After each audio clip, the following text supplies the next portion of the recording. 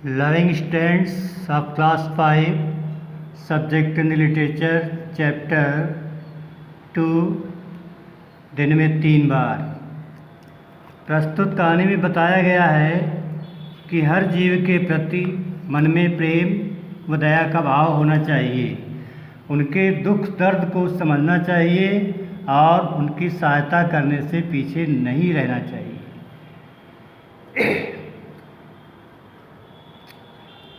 इस पाठ में इसी विषय पर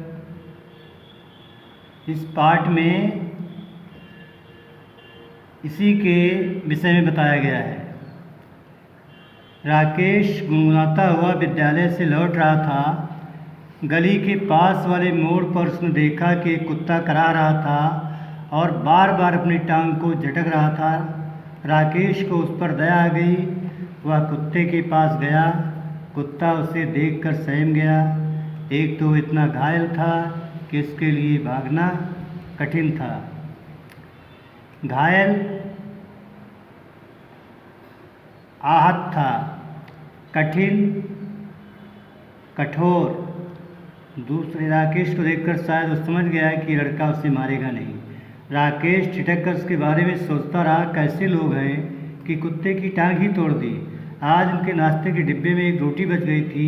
उसने झटपट अपना बस्ता खोला, रोटी निकाली, कुत्ते के सामने रख दी। कुत्ता रोटी खाने लगा। उसने खुश होकर पूंछ हिलाए और राकेश को ऐसे देखा जैसे उसे धन्यवाद दे रहा हो। अब तो दोनों में दोस्ती हो गई। कुत्ते की चोट से राकेश भी दुखी था। अब तक उसके कुछ साथी भी आ गए। राकेश ने कुत्ते की समस्या उनके सामने रखी। अनिल बोला, अरे छोड़ो भी यार, किस पचड़े में पड़ गए।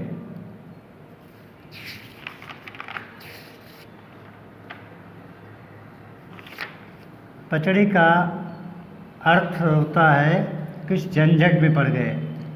ये तुम्हारा कुत्ता थोड़े ही है। नीलिमा का विचार कुछ भिन्न था।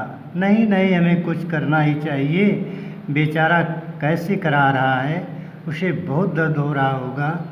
क्या बकवास करती हो, अनिल ने कहा। ऐसे कुत्ते बिल्लियों के पीछे समय बर्बाद करना बेकार है।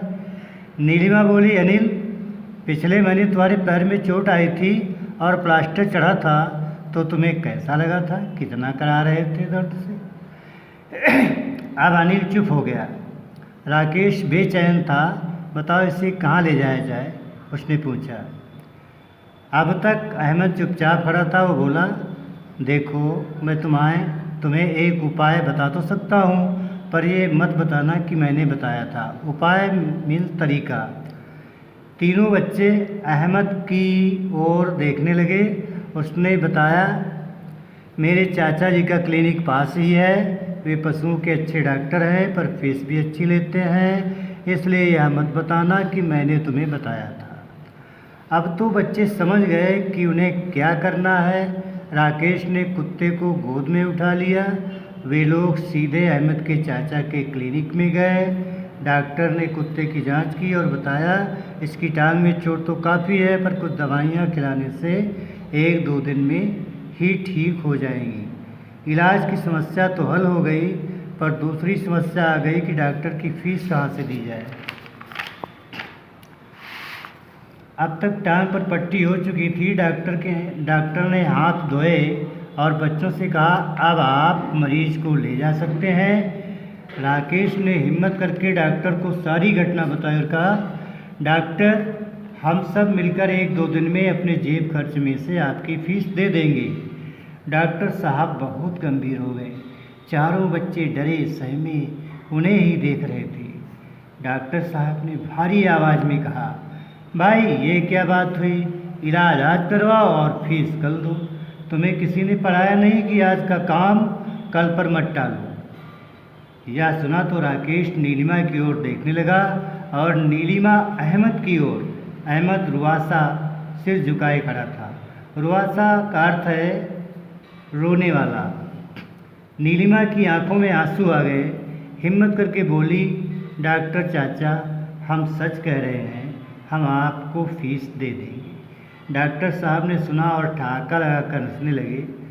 फिर बच्चों की पीठ थपकाकर बोले, तुम लोगों ने बहुत अच्छा काम किया जो एक कुत्ते की जान बचाई, पर तुमने यह कैसे समझ लिया कि मैं तुम्हारे भले काम के लिए फीस भी लूँगा? मुझे भी तुम लोगों के काम में शामिल होकर बड़ी खुशी हुई। ये दवाइयाँ ले जाओ और 2 दिन तक कुत्ते को खिलाना, दिन में 3-4 बार। क्या समझे? चारों के मुँह से एक साथ निकला, जी, दिन में 3 बार।